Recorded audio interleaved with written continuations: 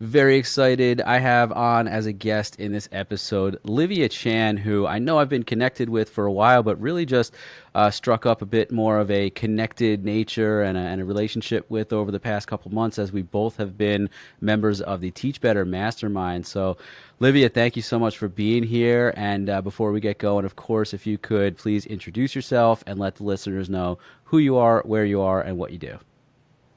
I'd love to. First of all, thanks, Dan, so much for having me on here. I'm so excited and I've been looking forward to this all week. My name is Livia Chan, and I am a head teacher as well as a grade 5 teacher in the Greater Vancouver area in British Columbia, BC, or sorry, I just said that, in Canada. And I'm also an ambassador for the Teach Better team and the digital content editor.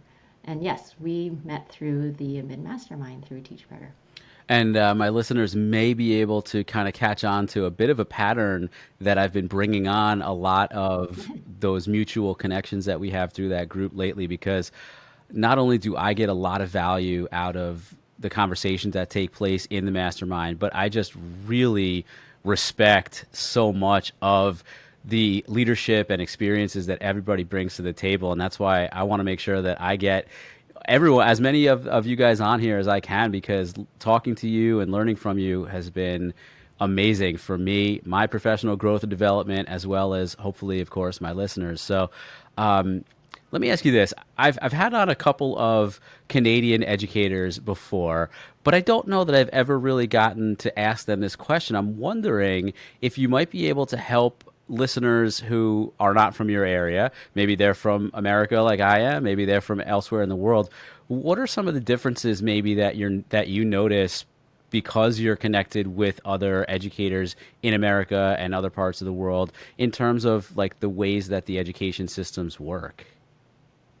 You know, that is one of the most interesting things that I'm learning now being more connected to American educators.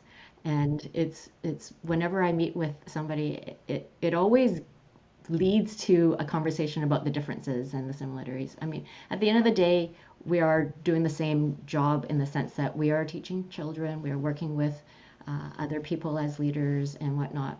But the little things are um, the difference I find is we don't have evaluations. So there, during our mid mastermind, we've had conversations about evaluations. We just don't have them here.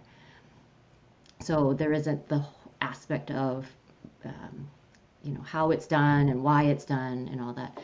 We also don't have the similar kind of testing that I hear that you have in the United States. So we do have testing at the grade 4 level and 7 and 11, or sorry, 10 and 12, but it's not to the extent that I hear in the States. We call them foundational skills assessments. They are tested on their language arts and their math primarily, so reading, writing, and math. And it's not, I mean, there's another institute that uses those marks to rank schools.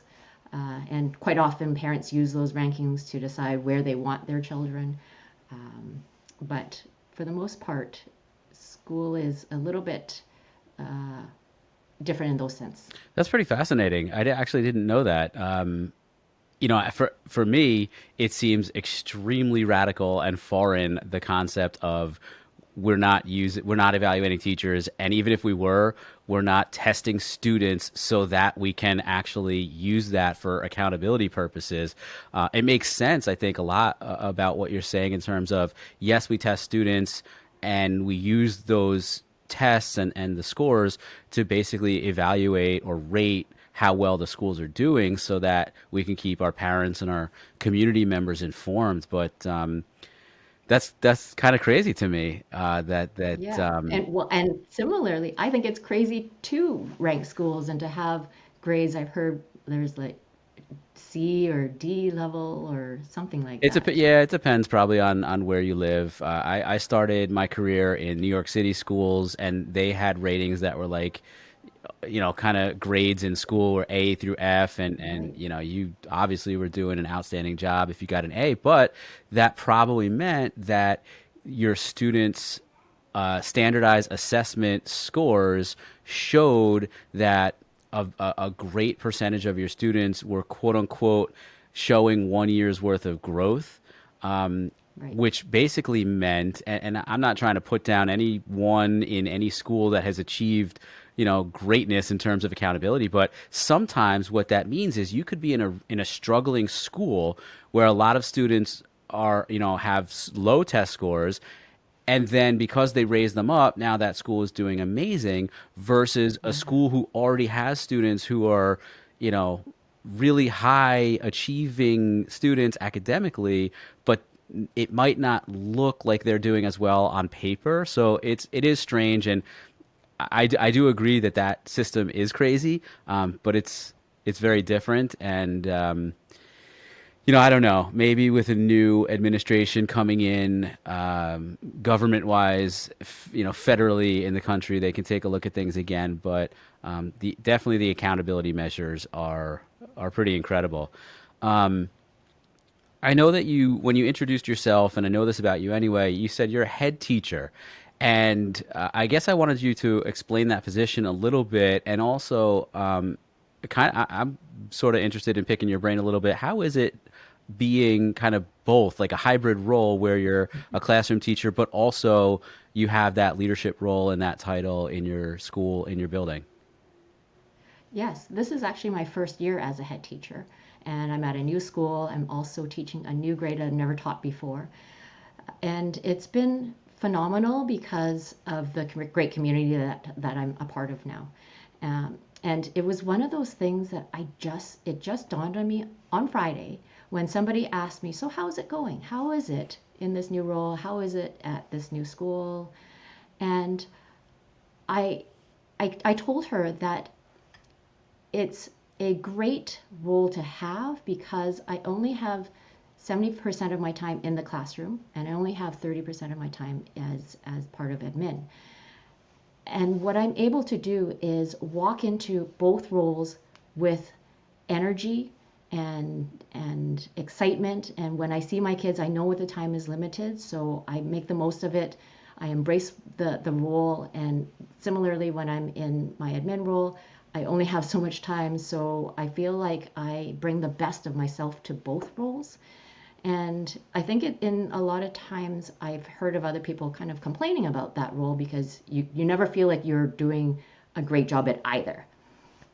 So, but at the same time, I really feel like it's all about your mindset, about how you see things. So I am giving the best that I can to my students and the best that I can with the time that I'm given to my other role. And I've loved the blend of the two. That's great. Actually, I recently spoke to Lindsay Titus, also a member of the Hmm. mastermind.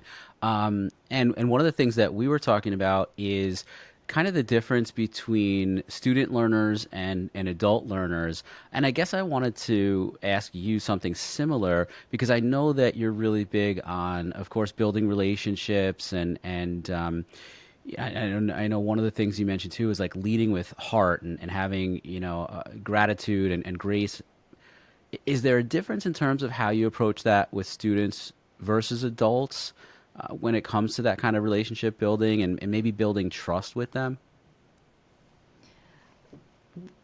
I don't see it different with anybody. So it doesn't matter if it's with students or with other adults or other people in my community or family or what have you. I really believe that the relationship building, comes through my heart, and it's uh, I've been sharing this recently a lot, is that I really think that every interaction that we have is actually an opportunity, and I see it like an opportunity, so that we can help make their day a brighter one, to uplift them, and we can do that through our kindness and through gratitude. And you know, being an educator, I think it's really great power that we have to influence and make an impact in everybody's lives. So the children, their parents, other colleagues of mine, and with that power, it's really a responsibility. And when I think about every interaction and how I, intentionally say what I want to say, and share what I want to share, it's all with intentionality. And, you know, we work so hard at building relationships with people. And if every interaction is not a positive one, then it's a negative one. I don't see that there is a neutral, right? And so when I look through those lenses, then every interaction I have with my students, it's a special one. And it's how do I help this child believe in themselves more? Or how do I help this child move to the next step or wherever they're at and help them believe in themselves? It's really a gift that I've been given to be able to teach and to affect change and to help them improve and grow and discover what it is that they love to do. And so, similarly, as a leader in the building, I, my purpose is the same thing. It's not any different. And whether I'm at home with my children, my purpose is the same, or even with my family, again, purpose is the same, is to uplift other people, help them. You know, life is hard sometimes, and really, you don't know what people are dealing with, right? Sometimes they come to school, and that simple hello can make the difference in how they start their day.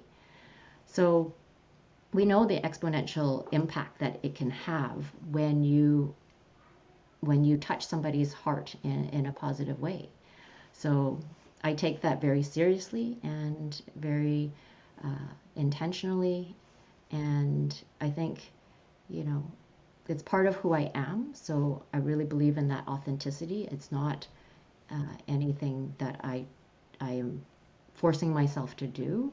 And so once I have this mindset of every interaction is an opportunity and a gift for me to make an impact in somebody's life, whether small or big, I take it. There's so much in what you just said, and I want to try and unpack a couple of things. The first is I love what you said, like basically, unless every interaction with someone is positive, then it's negative. Honestly, I hadn't really thought of it like that, and I think that moving forward, I'm gonna really take that with me and take it to heart, especially as I enter a new role here in my district and start building relationships with teachers and administrators that I haven't had to before. The other thing you said, and I wonder if you can just expand on this a little bit, is that you feel like building relationships and leading from the heart. And by the way, actually, before I ask this question, I would be remiss if I didn't take this opportunity to tell you and the listeners about one of my favorite leadership books that's called Lead from the Heart.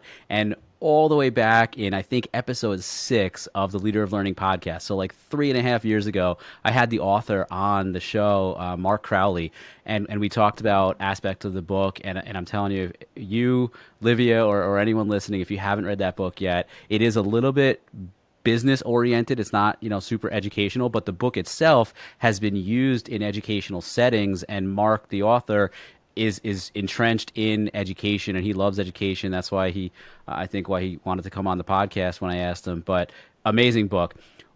Back to the question, though, I wanted to ask you about the word responsibility. You said that you feel like people, and I don't know if you specified like teachers, educators, leaders, but people have a responsibility to, show kindness and build strong relationships, things like that. Why? Why is it? Why do they have a responsibility to do that? Well, I go back to Spider-Man, you know, with great power comes great responsibility. And we know that as teachers, we are seen as leaders in the education field. We are that leader in that classroom. And so, with that great power, we can make all the difference in the world for each child. And it's daily, and it's not just daily, it's in every interaction. And so, when when we see that as power, right, then I see it as a responsibility. I can't I in all my in in all my years of teaching, I cannot say that it's I cannot I feel like I can't waste any moment, right? You know, there's so many things that we can do to make to help children see what's special to them, like and helping them find their strengths. And like I think about this little girl this year, and we talk a lot about discovering our own strengths. And I asked her, well, what are your strengths? And she said she didn't know, and that broke my heart. She's in grade 5.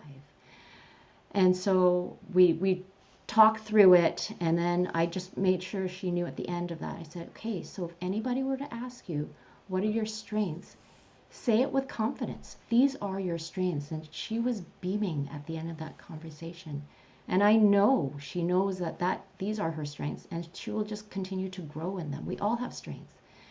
And so when I look at children and work with them, we come from a strength-based approach, right? And that's how I give my feedback to them in their writing and everything else. They need to know what they are good at in order to figure out what they need to go do next. But if they don't even know their strengths, like I think about my son before, who did writing every week, and he'd come back with a 7 out of 10 one time, and I said, well, why did you get 7 out of 10? He goes, I don't know. Then the next week he came back with a 9 out of 10. I said, well, why did you get 9 out of 10? I don't know.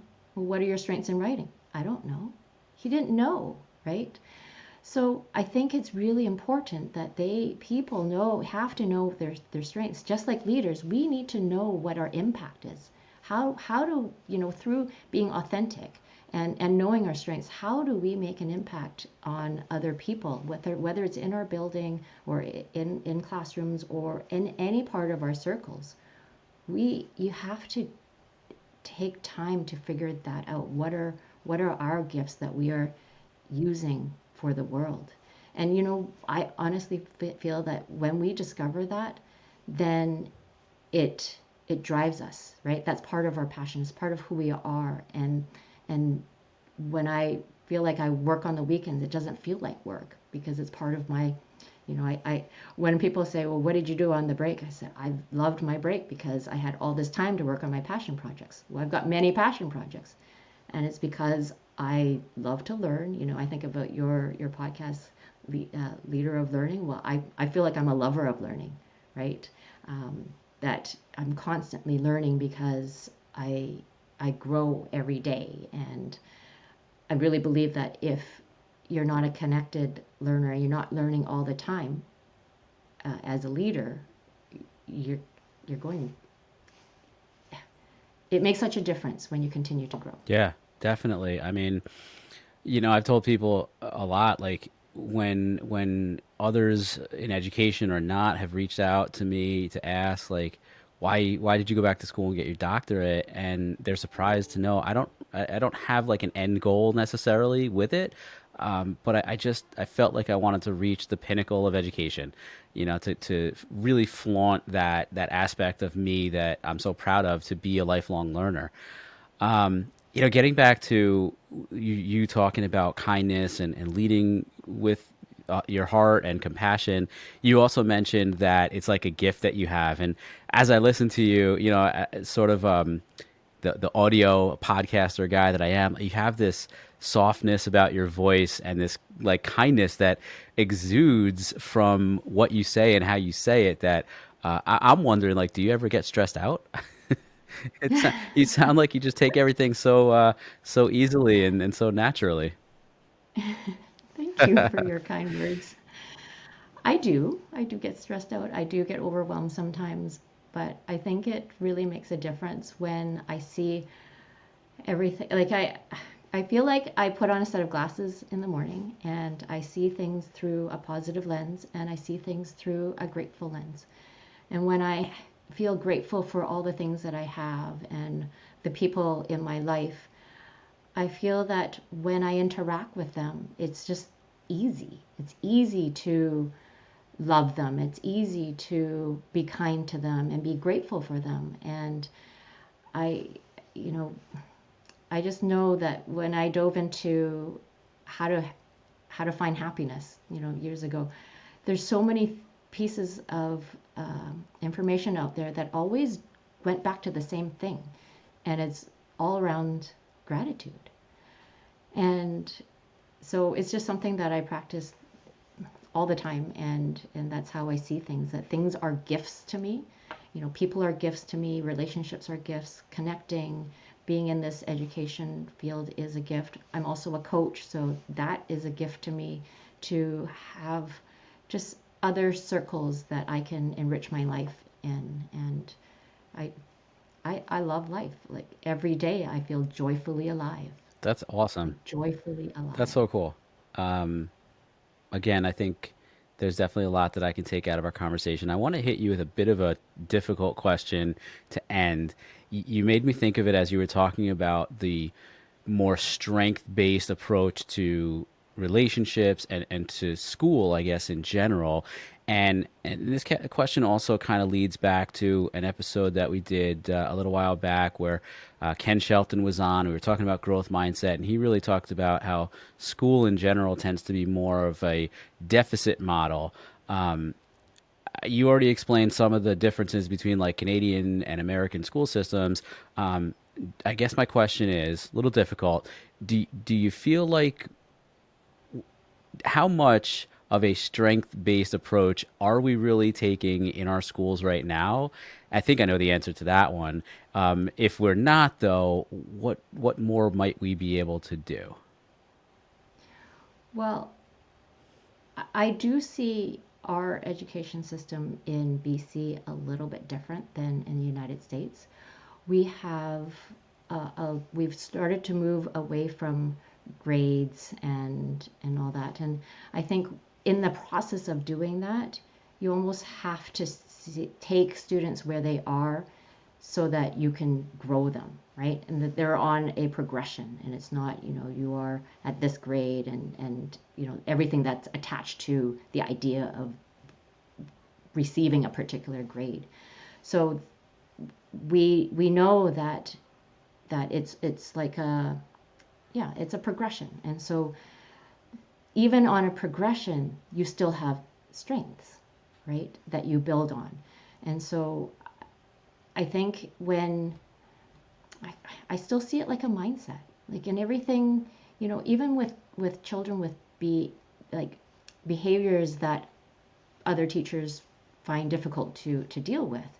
There's two ways to look at it, right? You can look at it like, oh, that's a horrible behavior, but there are reasons why those behaviors showed up in the first place, right? And so diving into thinking about, well, there are, if you want to be extreme and call it, there are strengths in that. There's certain things that cause that child to react that way. So what is it that that child believes in? And how do we change or hone those strengths so that they can be successful, right? And working with them. You know, so many times we impose different uh, strategies and things like that on children when we don't even include them in the conversation. And you know, I've been blessed to be at schools where we have a behavior program. Kids have been in my class, and it's made such a difference when you include them in the dialogue.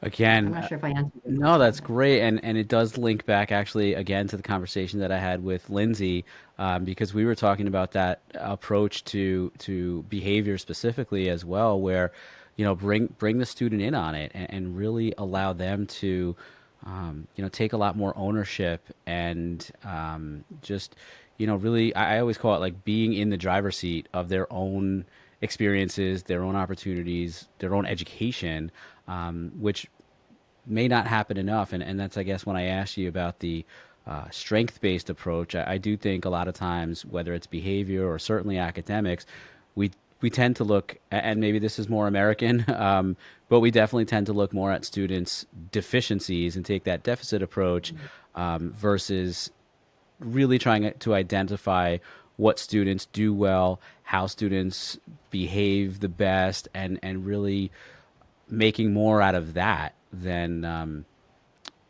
test scores and interventions and other things. But anyway, I really, really appreciate this conversation. I learned a lot, and I think, like I said, my biggest takeaway is certainly to really approach everything with that mindset of like, unless you really having and maintaining a positive relationship and interaction with someone, then it's negative.